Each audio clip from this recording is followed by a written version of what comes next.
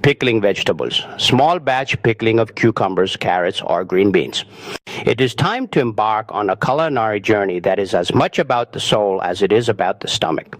We are going to dive deep, and I mean really deep, into the wonderful, slightly vinegar-scented world of small batch pickling. I know you're looking for the ultimate guide, a true companion piece that walks you through every rustle of the carrot greens and every splash of the brine.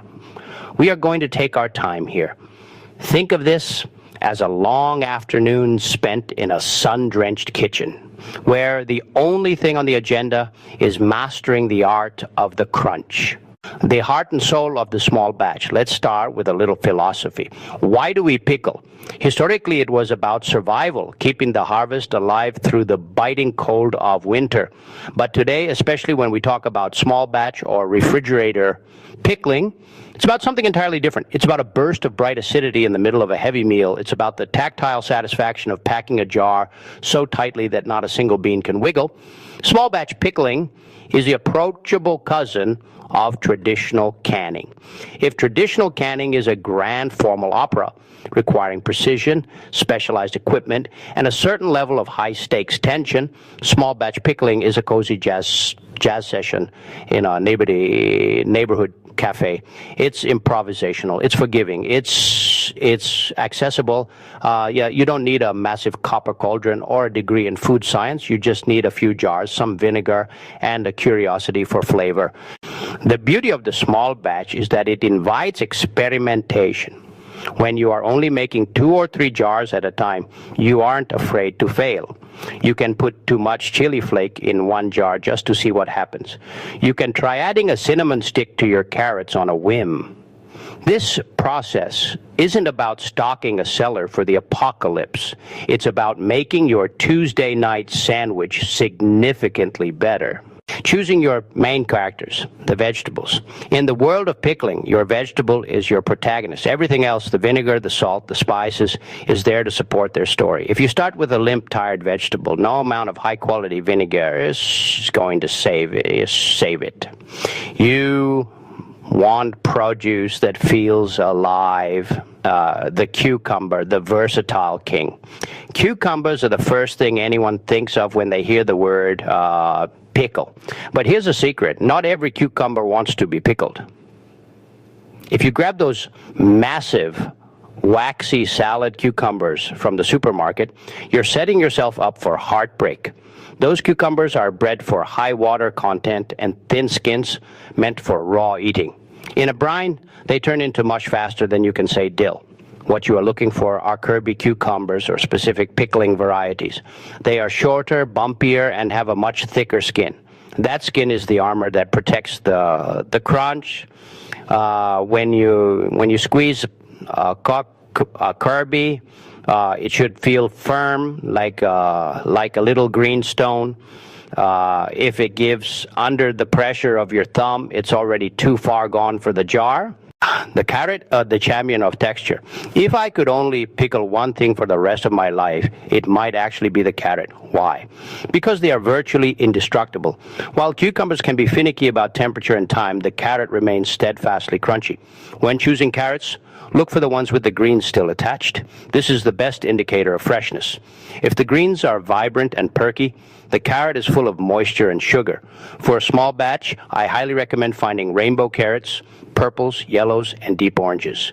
When they sit in the brine, the colors bleed slightly, creating a jar that looks like a sunset. They bring a natural sweetness that plays a beautiful duet with a sharp vinegar. The green bean, the dilly bean delight.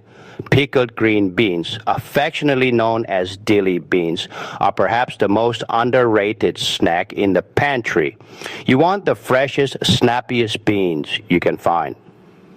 If you bend a green bean and it just curves without breaking, put it back. You want it to snap cleanly in half with a satisfying crack. Look for beans that are relatively straight. It makes the packing process so much easier. There's a certain aesthetic joy in seeing 20 perfectly straight green beans standing at attention in a glass jar, like little green soldiers ready to defend your palate against boredom. The alchemical brine, acid, water, and balance. Now we move from the garden to the laboratory. The brine is where the preservation happens, but more importantly, it's where the flavor profile is anchored. In small batch pickling, we aren't relying on fermentation, which is a whole different world involving salt-loving bacteria and weeks of waiting. We are using the quick pickle method, which relies on vinegar to lower the pH level so quickly that spoilage bacteria don't stand a chance. The vinegar choice, the type of vinegar you choose will dictate the mood of your pickle. White distilled vinegar, this is the workhorse. It is clear, sharp, and has a very high acidity. It lets the flavor of the vegetables and spices shine through without adding any complex flavors of its own.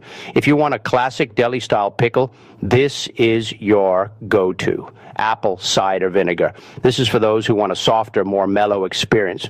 It has a fruity undertone and a slightly lower perceived sharpness. Just be warned. It will tint your vegetables a golden brown hue. It's perfect for carrots. Rice vinegar. If you want something delicate and almost sweet, rice vinegar is a lovely choice, particularly for quick pickled cucumbers that you might serve with Asian-inspired dishes. The importance of salt. Do not use iodized table salt. I will say it again. Avoid the blue box with the girl and the umbrella. The iodine and anti-caking agents in table salt will make your brine look like a muddy puddle, and they can impart a metallic tang that ruins the fresh taste of the veg. You want kosher salt or specialized pickling salt. These are pure sodium chloride. They dissolve beautifully and keep your brine crystal clear. The salt isn't just for flavor. It helps draw out the excess water from the vegetables, allowing the vinegar to move in and take up residence in the cells. The sweetener. Even if you hate sweet pickles, you need a tiny bit of sugar. It's not about making the pickles sweet.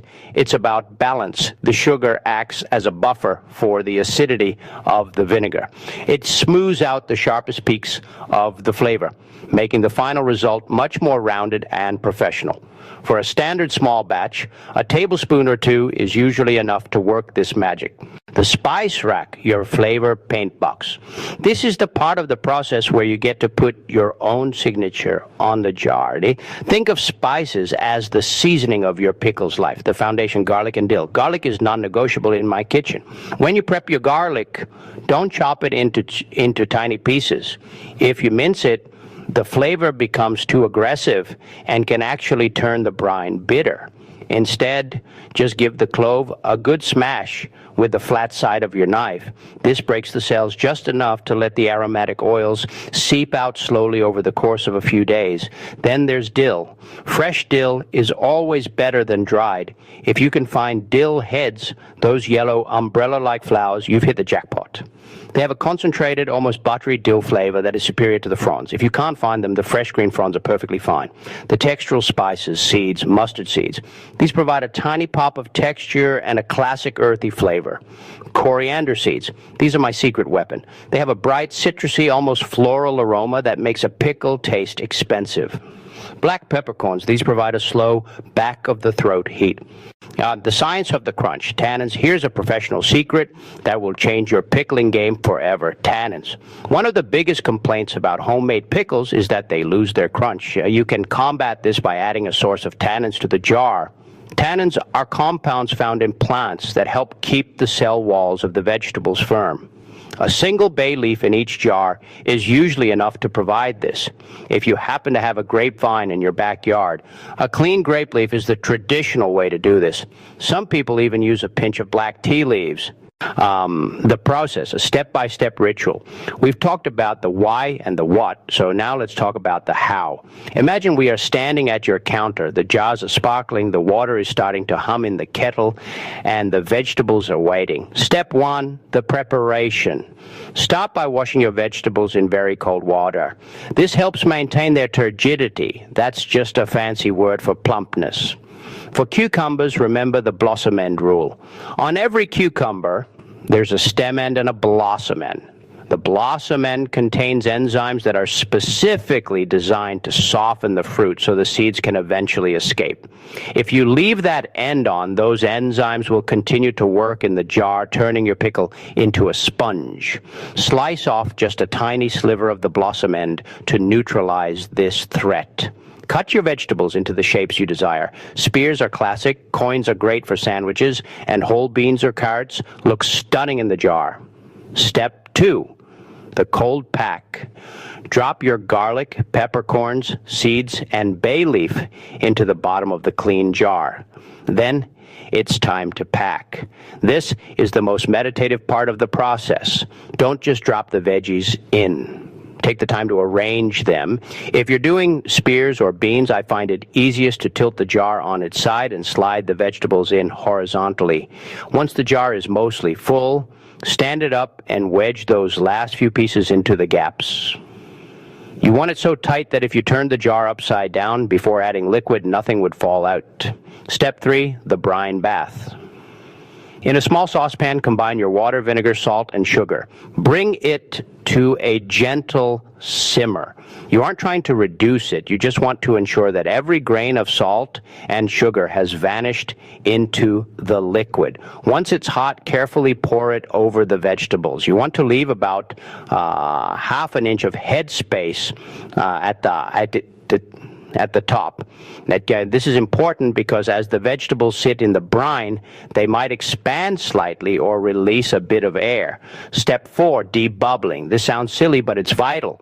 Use a clean butter knife or a chopstick to gently poke around the edges of the jar. You'll see little silver bubbles rise to the surface. These are air pockets that were trapped between the vegetables. If you leave them there, the part of the vegetable touching the air won't pickle properly. Once the bubbles are gone, top off the brine if the level has dropped. Step 5, the cooling period. Do not put the lid on and shove the jar into the fridge immediately. If you do that, the sudden temperature change can actually make the vegetables lose their crispness. Let the jars sit out on the counter until they are cool to the touch. This slow cool allows the vegetables to gradually absorb the brine. Once they are room temperature, screw the lids on, tight, but not Hulk strength tight, and place them in the back of the refrigerator where it's the coldest. The virtue of patience. I know the temptation. You've just made these beautiful jars and they smell incredible. You want to eat them immediately. But a quick pickle is a lesson in delayed gratification. For the first 24 hours, the vinegar is just starting to penetrate the outer layers. If you eat them now, the inside will still just taste like a raw vegetable, and the outside will be harshly acidic. At the 48-hour mark, the flavors have started to equalize. This is when a cucumber pickle becomes ready. However, for denser vegetables like carrots and green beans, the 48-hour mark is just the beginning. I always tell people to wait at least 5 to 7 days for carrots because they are so dense. It takes a long time for the brine to reach the center of the stick.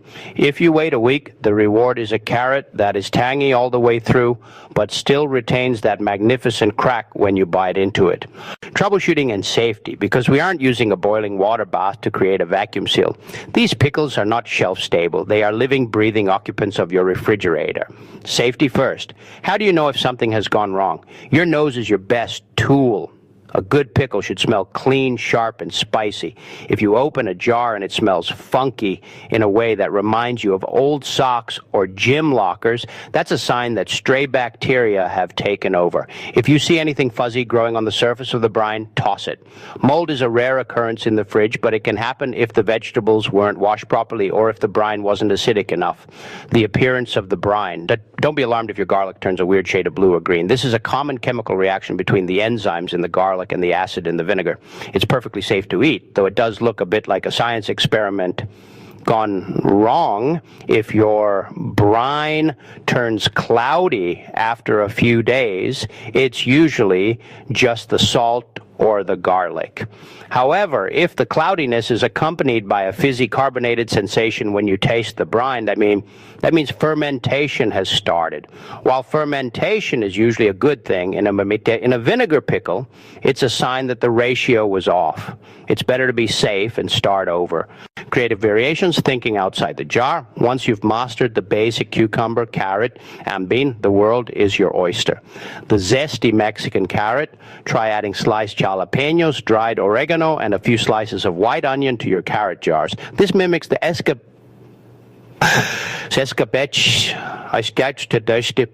you find at great taco trucks. It's spicy, earthy, and addictive. The high tea cucumber used rice vinegar, a teaspoon of sugar, and some very thinly sliced lemon rounds.